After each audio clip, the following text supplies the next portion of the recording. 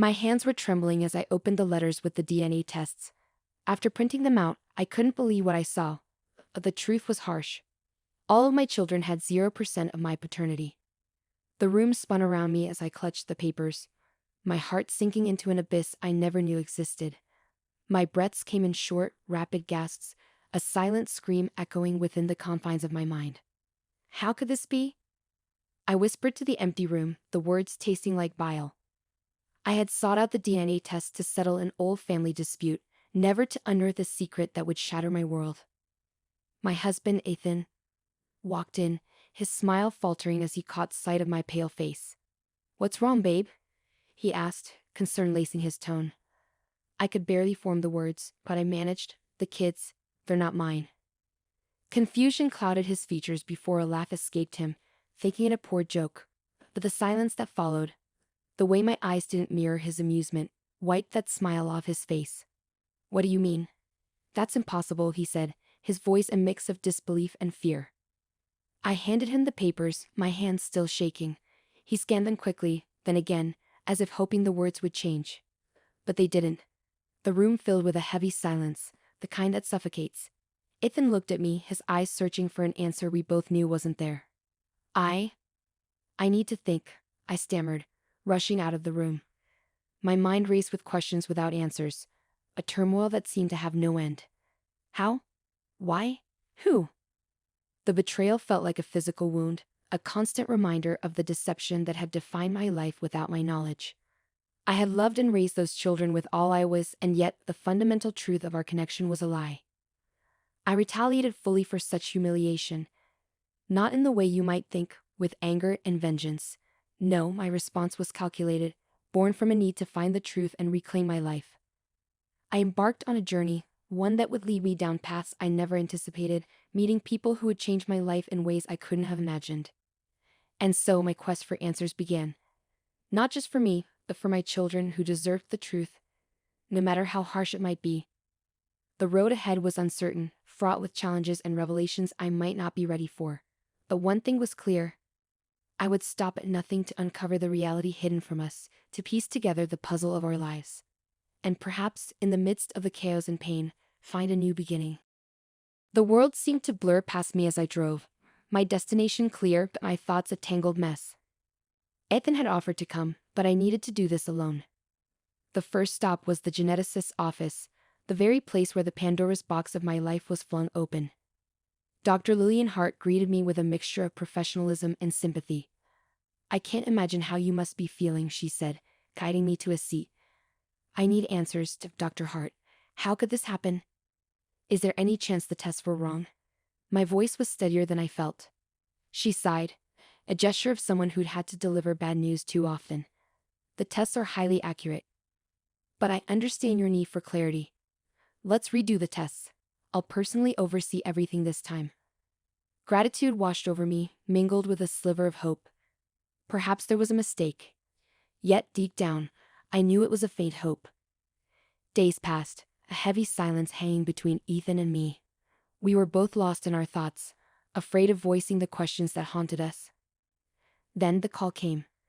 Dr. Hart's voice was gentle but firm. "The results are the same. I'm so sorry." Tears threatened, but I pushed them back. "What's the next step? How do I find out who their biological mother is?" "There are ways. Genetic markers can give us clues. It's a long shot, but not impossible," she explained. Armed with a new purpose, I reached out to everyone who could help. Friends, family, even acquaintances who might hold a piece of the puzzle. My circle of trust was small, but I needed to expand it to find the truth. A breakthrough came from an unexpected source. My best friend Ava mentioned a name I hadn't heard in years. Mia. "Do you remember Mia? She used to be so close to Ethan before you met him." Mia. The name sent a shiver down my spine. Could she be the key to this mystery? I found her number and dialed, my heart pounding. "Mia, it's about Ethan and the kids." There was a pause, then a hesitant, "I've been expecting this call." Expecting? My mind raced. Did she know? How? "We need to talk, but not over the phone. Can you meet me?" Mia's voice was calm, but I detected an undercurrent of something else. Fear? Regret? Yes, where? Do you remember the old cafe near the university? Tomorrow at 10. I agreed, the wheels in my mind turning. Tomorrow, I would face Mia. Tomorrow, I might finally uncover the truth. As I hung up, a mix of dread and determination settled within me. I was stepping into the unknown, but I was no longer doing so alone. The truth was out there, and I was on its trail. The intrigue of my family's story was deepening, but I was ready to face whatever came next. The cafe's familiar scent of coffee and pastries does little to ease the knot of anxiety in my stomach as I wait for Mia. Each tick of the clock is a reminder of the years spent in ignorance, and now the moment of truth looms large. Mia arrives, a shadow of the vibrant woman I remember. Her eyes, once full of mischief, now carry a weight of unspoken stories. She takes a seat, her posture rigid, the air between us charged with a silent acknowledgement of the pain to come. Thank you for coming, I start, unsure how to navigate the conversation. I owe you an explanation, she says, cutting straight to the heart of the matter. Her voice is steady, but I catch a tremor of emotion. How are you involved with Ethan? And my children? The questions feel blunt, too direct, but necessary. Mia takes a deep breath. It's a long story, but to cut it short, Ethan and we were close, very close, before you two met. When he married you, I couldn't handle it. I left, moved away. But before I did, Ethan and I had a moment of weakness. I feel a chill despite the warmth of the cafe. And the children? My voice barely rises above a whisper. They were born out of surrogacy arrangements I made. Ethan doesn't know. I wanted a part of him, even if it was in the most twisted way. I chose surrogates who resembled you, ensuring the children would look like they could be yours. The revelation hits like a physical blow. Why? Why did this to us? Mia's eyes fill with tears. I thought I could handle it, watching from a distance. I thought it was enough that a part of him was with me, but I was wrong. Seeing you all together happy, it broke me. I'm so sorry. Anger, betrayal, and an unexpected empathy warble through me. Mia's pain doesn't excuse her actions, but it paints her not just as a villain, but as someone deeply flawed and human. What now? I ask, the magnitude of the situation settling in. Ethan needs to know. And the kids? I'll support whatever you decide. They're your children in every way that matters. I've stayed away, but I've been paying for my choices every day. If you want me to disappear, I will. The conversation that follows is difficult, threading through legal, moral, and emotional intricacies. By the end, a tentative plan forms. Ethan will be told the truth with Mia present. The children will be approached with care, ensuring they understand they are loved, no matter the biological implications. As I leave the cafe, the world feels both heavier and lighter. The path ahead is fraught with challenges, but the first steps towards resolution have been taken.